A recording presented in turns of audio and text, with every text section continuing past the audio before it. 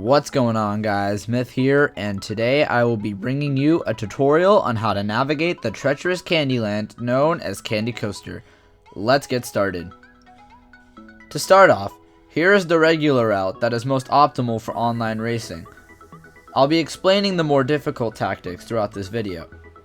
While this track may seem rather complex, with some practice, consistency can be achieved, for the most part that is. Let's head on to our first stop. In this first stop, directly following the second U-turn, there is a pattern to the ramps. You want to hop over the first one to avoid airtime, trick off the second one since it sends you forward and not upward. For the third ramp, you want to hop and trick simultaneously in order to avoid the upcoming green ramp, which would give you unnecessary airtime. And finally, upon exiting the tunnel, you want to get a low trick and wheelie to get a good alignment for the upcoming turn before the cannon. As you approach this turn, you want to wheelie rather than trick to get a tighter alignment for this one. Now there are some precautions that you should consider when taking this turn. Firstly, if you try to go too low and low trick early, you'll fall to your ultimate doom. To avoid this, go closer to halfway up the slope and proceed to do an early low trick. Secondly, if you go too tight in general and try to turn back onto the track in your trick, you will not succeed in that either. The same resolution can be applied from the first turn failing scenario. However, you can go just a fraction lower than halfway up the slope and low trick at the very end of the ramp, since that will not push you over but keep you in the same line in which you approach the ramp. As I came to the end of the lap, you saw me skip the last ramp on the pink road section. The reason I do this is because of the spacing between the next two item box sets. There is one set at the bottom of the pink road, and one at the end of the green low trick ramps. Since there is not much space in between these, the set at the bottom of the pink road is redundant. With the other boxes, however, you should only go for them if you are aiming to attain shrooms for the upcoming lap. Otherwise, you should simply take the ending strat demonstrated in the normal route, which can be done by using the boost from the low trick ramp and hopping as you are going up the slope to get lower air. Now let's get on to the shortcuts.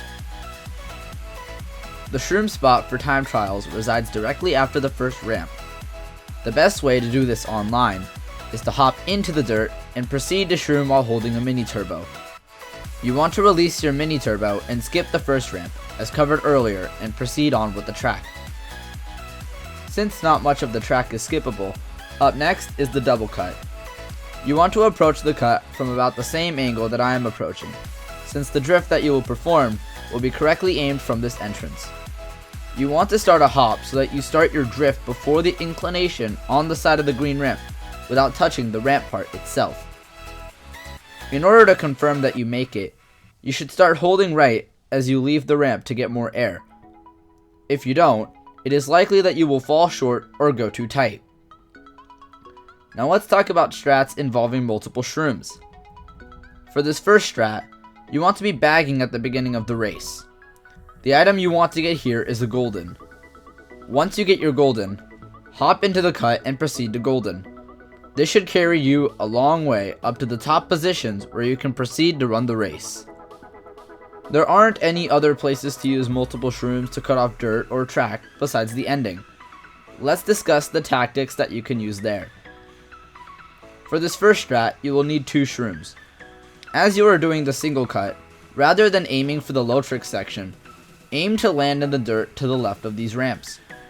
Once you land, use 1 shroom. As the boost from the first shroom ends, use the other shroom to skip the remainder of the dirt.